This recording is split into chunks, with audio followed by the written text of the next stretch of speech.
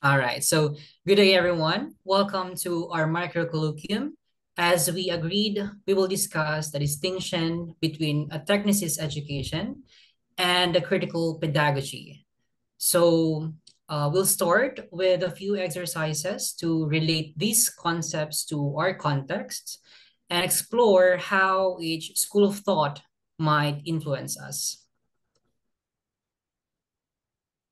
All right, so I've been seeing this circulating on social media, and siguro naman lahat tayo ay mag-agree that this is a Pinoy life cycle. I even saw one commenting on social media na cycle of katangahan daw. Okay, so would you agree? Ay nako, I agree Peter. Kasi nga, totoo naman 'di ba? I feel like madaling mauto ang mga Pilipino. Napaka-hipokrito at ignorante kasi kapag may natural disasters, isisisi natin sa gobyerno. Then kapag eleksyon naman, iboboto natin yung mga trapo, kaya nagiging cycle siya ng katangahan. Thanks, Yvonne. So let's try to further analyze this meme. May masabi lang ba siya or are there underlying reasons why we are stuck in this cycle? Well, in this case, we need to ask ourselves why. Bakit kaya merong recurrent cycle? As a developing country, the Philippines faces systemic issues, and it's reductionist to simply blame the masses, especially those in the poverty line. This perspective is also elitist because it's heavily implied kasi na sila yung mas apektado kapag may natural disasters and sila rin yung known na gumagawa ng poor choices. But we also fail to recognize that this is caused by systemic issues like lack of access to quality education, misinformation, and disinformation that limit or affect their decisions. In my view, the root causes are systemic corruption like long-term environmental projects and inaccessible education. How can they develop critical consciousness if education remains costly, inaccessible, and flawed? Diba? Very well said, Kiara. I like how you analyze through the lens of critical pedagogy. Okay. So, can someone remind us how Kinshi Louis tries to define critical pedagogy? Yes, actually, Kinshelui explains critical pedagogy as an educational perspective focused on questions of justice, democracy, and ethical considerations. So, kumbaga, sinasabi dito na hindi lamang pagtuturo ng mga pangunahing kasanayan o mga surface level na katotohanan.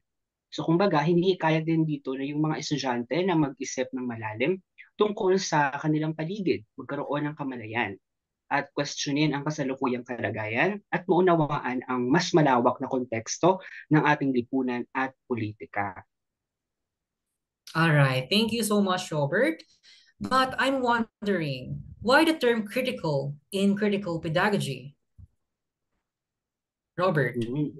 Okay, that's a good question, no? Kapag sinabi kasi natin critical, malalim, very evaluative or analytic, di ba? May pagpapalawak ng kamalayan, just like what Eddie said, at paghikayat sa mga estudyante na maging active social agents of change na hindi na naman naituturo sa isang technicist education that aligns with a regressive politics of education. Kasi sa isang technicist education, ang itinuturo lang ay ang mga surface level of truths, like yung mga paano gawin, mga dates or concepts to memorize, but it doesn't prompt us to ask why. Kumaga passive learners, kumaga. Exactly, Robert. So, it's safe to say that Yvonne has a valid sentiment, whereas Kiara has critically analyzed the situation by asking why. Bakit kaya? That could be the answer of Yvonne, because that's how a regressive politics of education influences our worldview. Okay. But what influenced that regression is because of neoliberalism, okay, which is also because of Western influences. Bakit kaya sobrang mahal ang makapag-aral? Bakit kaya maraming mga private schools that make the economic divide even more apparent? Or why is it that we are divided? Tayong mga parte ng masa na kung tutuusin, tayo rin yung mga biktima. Bakit kaya tayo-tayo rin yung nag-engage sa blame game system? Okay? Hihimay-himay natin to later and then we will answer those. For now, let's move on to the next. All right, so how about this one? Kung sino pa ang mahirap, sila pa ang maraming anak. Now, if we try to apply critical pedagogy in analyzing this, what might explain the reason behind this irony? Well, now that's an example of explicitly blaming the poor. But again, how can you develop critical consciousness if education remains inaccessible, di ba? Apart from that, they also have limited access to healthcare, family planning resources, and economic opportunities. We also need to acknowledge how policies, power structures, and inequality contribute to their situation. Okay, thanks, Kiara. So now, at this juncture, let's take a step outside of the given examples. Again, our education system is neoliberal in framework.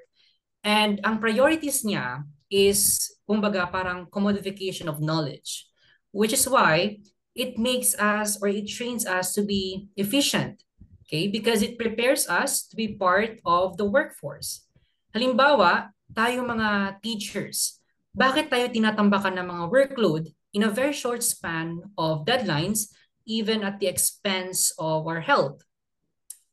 This is because our schools mirror the mode of production in the outside world because part tayo ng masa or the working class. That's why when we are in the profession, we have the tendency to also bombard our students with a lot of workload. So na-continue natin yung process. Okay? Neoliberalism teaches us to see poverty as something we can avoid by working hard. It is as though that everyone has an equal chance to succeed in society, even if wala naman talaga. Halimbawa, tayo mga teachers again, we are underpaid and ironically overworked, with some even working on contractual terms. Okay? However, it hides the fact that the struggles of the lower class are often caused by exploitation from those in power. And this explains why my blame game system and why the rich people become richer and the poor become poorer. And those in the marginalized sectors, they are the scapegoats. Kumbaga, they are the smoke screen. So we will be blinded with this system or culture of exploitation that happens. And commodification of knowledge would mean na pwede tayong mapakinabangan ng upper class, which is why in a technicist education, we are expected to be a passive learners to preserve the status quo. Okay, so I'm sure familiar tayo sa ortografiyang Filipino. Sistema ito ng pagsusulat o pagbaybay sa wikang Filipino. Technicalities kumbaga. Sabi sa aking nabasa, ang mga tinatawag na salitang Shokoy raw ni Virgilio S. Almario, tagapangulo ng Komisyon sa Wikang Filipino, ay mga salitang hindi hiram sa Espanyol at hindi rin sa Ingles.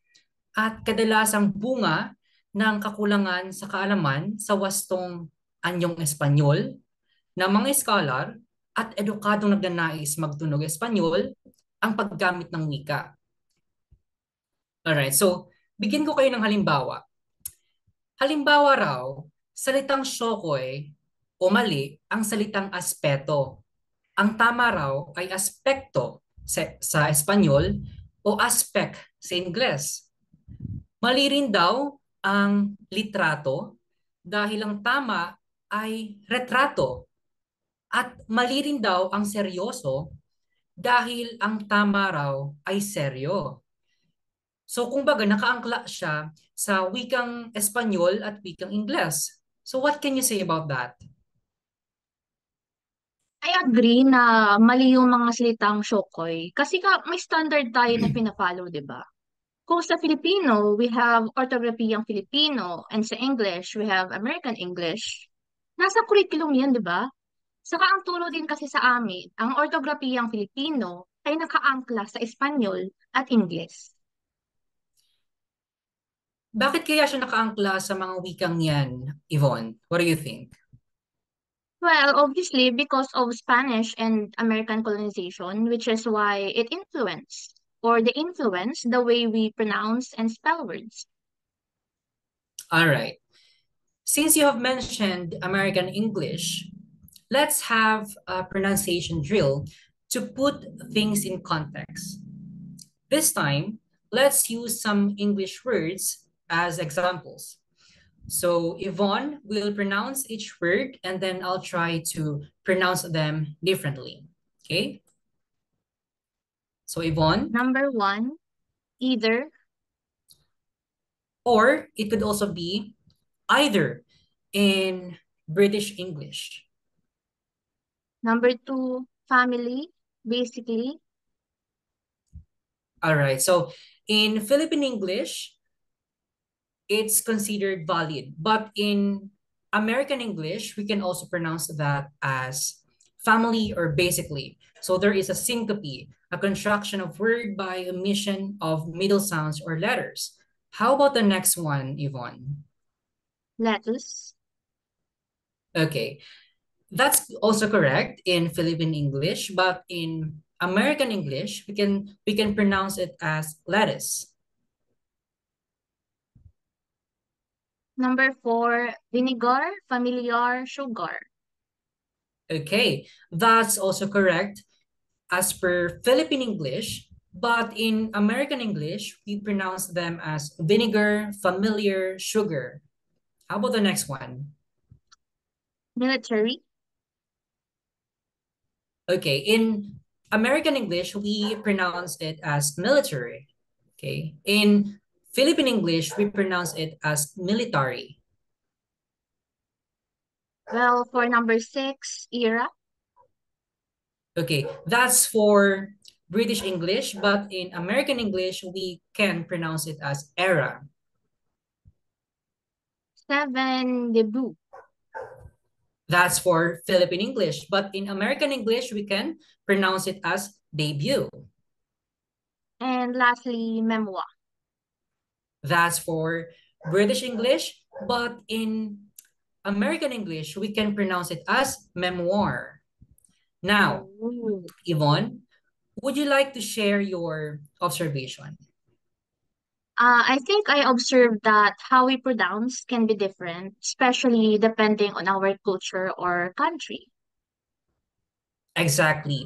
Now, given our pronunciation drill, what can you say about this? Are they really wrong or just different?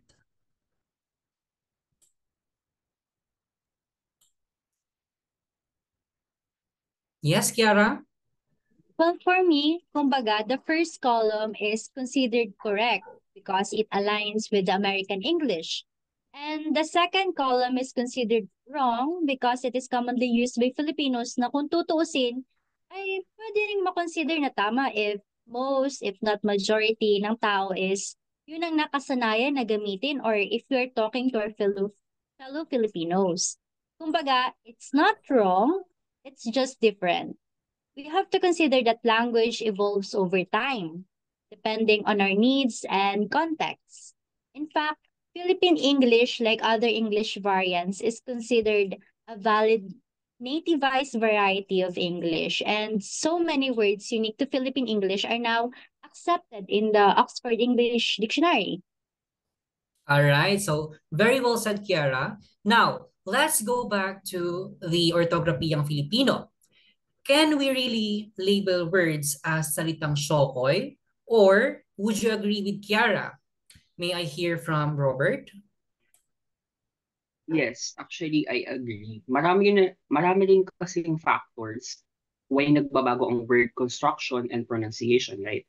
It could be about the concept of pidgin and Creole, the discourse surrounding prescriptivism and even descriptivism, sociolinguistic, language contact, technology and media, and other factors. So, nakaangkla ka talaga, kumbaga, ito sa konteksto. Okay, Robert, you mentioned about context. Let's step outside of this discourse surrounding language and try to look at the bigger picture. My question is, what do you mean by multiple realities, and how do this assist us in understanding the truth? Well, it means our worldview is dynamic and relative. Depende sa ating kultura, socioeconomic background, o konteksto. Kaya multiple realities. Mahalaga kasi na tandaan natin na ang kaalaman ay hindi singular entity, but rather a construct shaped by various social, cultural, and even political contexts. So, in a technicist education, umaayon din kasi ito doon sa the banking model ni Paulo Freire, di ba? That talks about the transfer of certified knowledge, which is heavily influenced by Western ideologies. But sinasabing there's a distorted politics of knowledge kasi it's decontextualized and reductionist that can be lead to cultural and social homogenization. That's why we have to acknowledge multiple realities and it also aligns with critical pedagogy. I couldn't agree more, Robert. Now, nabanggit na natin ang multiple realities. So let's step back again into the orthography ng Filipino. Okay? Based on your sharing, then it's safe to say that we shouldn't label words as salitang shokoy and describe those people who use those as kulang sa kaalaman. It's just that masyadong nakaangkla ang ortografiya sa impluensya ng colonial languages, which invalidates the existence of diverse linguistic roots and cultural context of the Philippines. But Western ideologies still infiltrate our education system. So we tend to put Western standards on pedestal. Actually, there's so much to unpack here, especially when it comes to the discourse on prescriptivism and descriptivism, only that we don't have enough time. But my last question is, as language majors, what do you think is the bottom line here? Well, for me, I think we must acknowledge multiple realities. And as language majors, wala naman mali if we teach our learners about the rules that align with the American English or with the orthographiyang Filipino.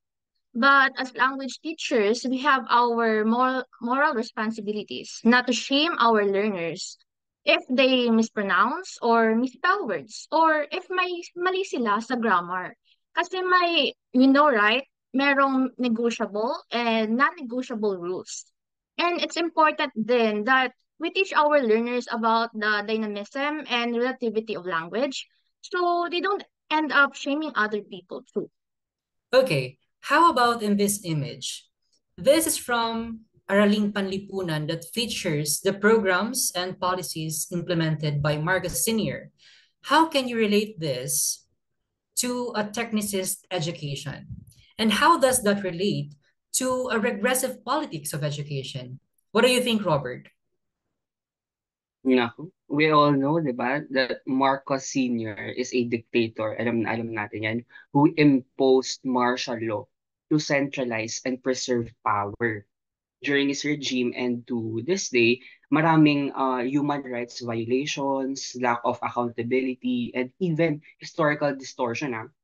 But in a technicist education kasi, it tends to focus on rote memorization of actual knowledge over critical thinking. So it relates to a regressive politics of education because of the teacher's chosen focus area. And students are expected not to question the topic selection and broader social implications. All right. So, given the teacher's chosen focus area, can you consider that the teacher is neutral in that context? Well, for me, no. Kasi we all have our intrinsic and internalized biases, di ba? As a teacher, meron tayong freedom to choose our learning resources and learning focus. Kaya nga being apolitical is a misnomer kasi politics is deeply embedded in our everyday lives. And choosing not to engage in it is in itself a political decision as it often means siding with the oppressors or pwede rin namang it's how our oppressors subconsciously influence us. In essence, being apolitical is a false detachment from our biases, reinforcing existing power structures rather than challenging them. All right. Thanks, Kiara. But I feel like Yvonne has a different perspective. Do you think, Yvonne, that teachers should remain neutral and avoid discussing political matters in the classroom as it might be viewed as unprofessional? Well, Peter, I agree na dapat teachers need to avoid discussing political matters in the classroom, especially voicing their opinions on certain politicians and issues. Kasi they can influence students' perspectives. So dapat it is best if teachers just stay neutral and avoid discussing these things. Instead, focus na lang sa content na nasa curriculum. Be professional kumbaga. Yvonne, I'm just wondering, can you clarify what makes something political and biased? What makes something political is when something or someone has favoritism or if there's an exclusion of certain viewpoints. All right. Who or what shapes our curriculum? I feel like marami kasing factors and stakeholders like policymakers, curriculum developers, educational institutions and agencies, and also the learner's context. Okay. Therefore, is the curriculum political or neutral, and why? Political, because creating curriculum involves decision making, negotiations, and other external and internal factors, like I said earlier. All right. And that's exactly what critical pedagogy asserts, particularly yung irony sa loob ng school, kasi part daw ng curriculum natin ang paghubog ng critical thinking skills. But then, the paradox is, we shouldn't be critical enough by going against the status quo. As critical pedagogy prompts us to ask, why? Bakit kaya? Okay. First reason is because our education system is neoliberal in framework. So ang focus lang is more on standardized test scores and employability rather than cultivating critical thinking or political awareness. Kasi a technicist education just aims to produce a compliant and efficient workforce. One example ay mga teachers. This framework encourages us to be professional and objective, which can translate into avoiding political discussions to prevent being seen as biased or unprofessional. And neoliberalism is heavily influenced by Western ideals. Kumbaga, ang role ng framework na ito is to infiltrate our education system para ma-preserve ang status quo. Okay? So in this case, neutrality is just an illusion. Hence, it is a misnomer. Ngayon, papasok na narito ang concept ng epistemology. Would you like to remind us what do we mean by epistemology, Robert? And can you relate that to the points raised earlier? Mhm. So, kumbaga, part ito ng philosophy na sumusuri kung ano ang knowledge. So, yun yung epistemology. Yung knowledge production at paano natin tinutukoy kung ano ang totoo. So, sa madaling salita, tinutulungan nito tayong maunawaan kung paano tayo natututo at kinikilala ang totoong impormasyon. Well, according to Kinshalawi, no, sa isang technicist education daw, ang knowledge production is somewhat surface level and is heavily influenced by Western ideals. Kumbaga, pwedeng superficial truths ang ibinibigay sa atin, just like yung proposition surrounding the contributions of Marcos Sr. And our goal talaga is for us to apply critical pedagogy to epistemology. All right. Thank you, Robert. Now, let's step outside of that focus area and let's try to put this into another context. Can you give another example, Yvonne, that will justify my point? And how about in terms of learner-centered pedagogy? When we talk about epistemology, it carries the notion that knowledge is a justified true belief. First, you must have the proposition. Second, it must be true. And third, you must have pieces of evidence that your proposition is true. Halimbawa, my proposition is learner-centered is effective. The pieces of evidence that I have to prove it true are the different research studies supporting it and the fact that it is being implemented by a lot of countries, not to mention that in our country, our curriculum is centered around it. Okay. Now, kung lalapatan natin siya ng critical pedagogy, what are the things that you will consider? Perhaps yung context. First of all, ang learner-centered pedagogy is heavily influenced by Western ideas as compared to teacher-centered pedagogy that is influenced by Asian context. So, pwedeng ma-compromise yung benefits ng learner-centered pedagogy when it's employed sa isang environment na hindi naman talaga umaayon sa konteksto na ganito. Like sa Pilipinas na maraming socio-economic constraints, di ba? Kumbaga, it's not a one-size-fits-all approach because of multiple realities. Exactly, Robert. Now, this leads us to the question, why is it dangerous to simply believe and accept what authorities say as explained by Kenshi Louis, and why is it dangerous not to question or even ask a question according to the book? Well, according to Kinshalowi, there are a lot of factors kasi that can shape the mindset and disposition of authorities. And usually, these are meant to advance or protect their self-serving interests. Just like in the idea of the banking model and distorted politics of knowledge. Dangerous ang pagiging passive learners because of potential manipulation and control, normalization of injustice, and problematic social norms. Okay.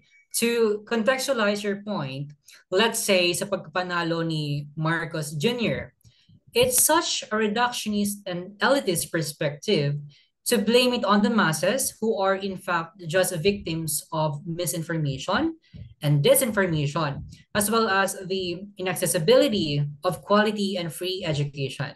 By masses, what I mean is hindi lang yung nasa laylayan, but also tayo bilang parte ng working class kasi hindi naman tayo nabibigyan ng critical na paglinang. Okay? Ang pagkapanalo niya is not only because of one factor, but a decade-long disinformation and misinformation.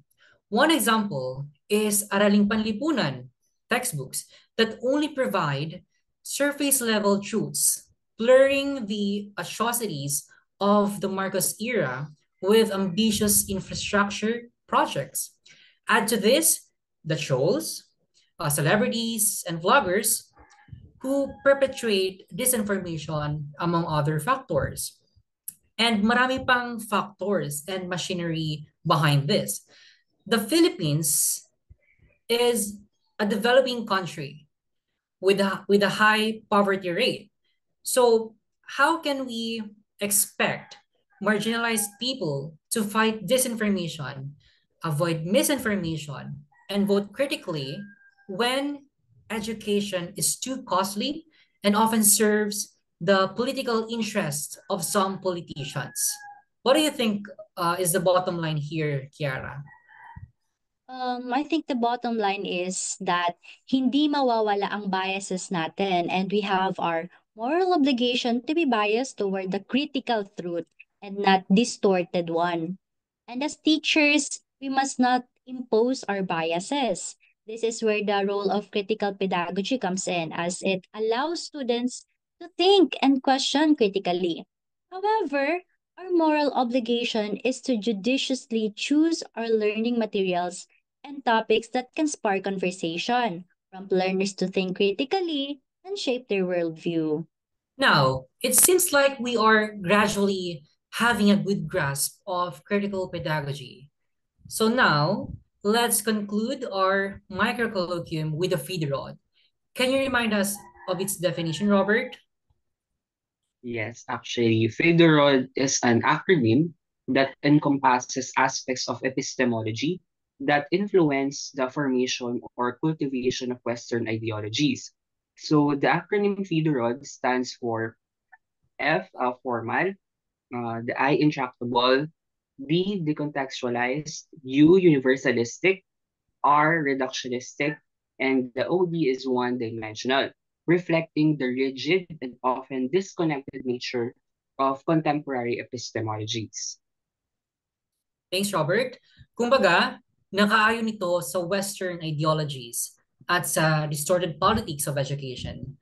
Kaya kinakailangan na lapatan natin ng critical pedagogy ang konsepto ng feeder rod. For us to know that on a deeper and contextualized level, let's examine the tagline from DepEd Matatag that says, Bansang makabata, batang makabansa. As much as this chiasmus is catchy, it falls under multiple aspects of Fiderod. May I know your thoughts about this? Sure, Peter. For me, when it comes to formalism and intractability, nakapaloob na kasi dyan ang K to 12 program sa matatag curriculum and yung iba't ibang assessment methods, educational resources, pedagogical approaches, textbook content, and other areas na maaaring hindi naaayon sa cultural or socio-economic context ng mga bata. Diyan na papasok yung decontextualization and universalism. Apart from the usage of learner-centered approach, instead of gelling or the combination of teacher-centered and learner-centered, another example is the push for blended learning as a universal solution to issues like classroom shortages, which disregards the vast digital divide and lack of resources in the Philippines. Kasi karamihan ay walang access sa gadgets or the internet. This ignores the challenges faced by learners in remote or underprivileged areas or yung mga nasa laylayan in general. It's also one-dimensional and reductionistic kasi it reduces the complex issues surrounding child welfare and national identity to a simplistic narrative. It overlooks deeper problems like child labor, inadequate mental health support, learning poverty, inaccessible and costly education, high dropout rates, and so on. So, babalik tayo sa K-12 program, public schools, especially in rural or impoverished areas, may lack of resources, facilities, and trained teachers necessary to deliver the enhanced curriculum effectively. This inequality in educational quality can widen the gap further between the rich and poor students. And for many poor families, the additional years of schooling delay the entry of their children into the workforce, where they could contribute sana to the family's income.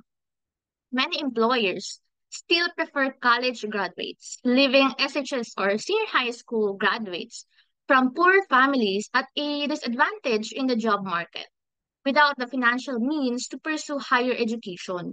So, mapapatanong ka na lang, bansang makabata ba talaga ang Pilipinas? So definitely, hindi talaga child-oriented ang education system natin. Kasi even though our 1987 Constitution mandates that our education system is one of the sectors to receive the highest budgetary allocations, pero there is still under investment in education. Puro napupunta ang investment sa militarization, which is why we have insufficient resources and facilities, scarcity of teachers, as well as other problems which result in learning poverty and out-of-school youth. Only the privileged have access to quality educational resources like private tutors, online courses, and mentorship. Now, these students also benefit from greater cultural capital, such as familiarity with academic norms, networking skills, and confidence. The current system disproportionately favors them, making it challenging for low income students to access education. Another one, sa pagkapanalo ng tambalang Duterte Marcos, ha? Given the history of their family's political lineage and as neoliberal as our education is, I feel like this patriotism is meant to promote blind obedience instead. This can lead to an environment where children are encouraged to prioritize nationalistic values over questioning or challenging authority. Kumbaga, there's a reinforcement of authority discouraging dissent and alternative views, especially now na lantaran ng red tacking, disinformation, and historical distortion. May I add something lang to what Kiara said? So, another one is removing the mother tongue subject. It could really hinder students' ability to learn other languages and limit their opportunity to further develop their mother tongue, which of course compromises their cultural identity. This undermines the second phrase of the slogan, Batang Makabansa. Indeed, there's so much to unpack here. But for now, based on your sharing, the tagline Bansang Makabata, Batang Makabansa mainly benefits those promoting a broad idea of national identity and citizenship, and it might not fully address or support the diverse needs of all students, especially those from less advantaged backgrounds. Thank you for sharing your insights. Indeed, we've gained so much from our discussion. And to wrap things up, let's share our final thoughts as briefly as possible, okay? So, for the first question, given what we shared, why is education never neutral? What do you mean by politics and education? For me, education is never neutral because those in power influence which information is shared, often to serve their own interest. As a result, education is subject to political manipulation, affecting schools, curricula, and teaching methods.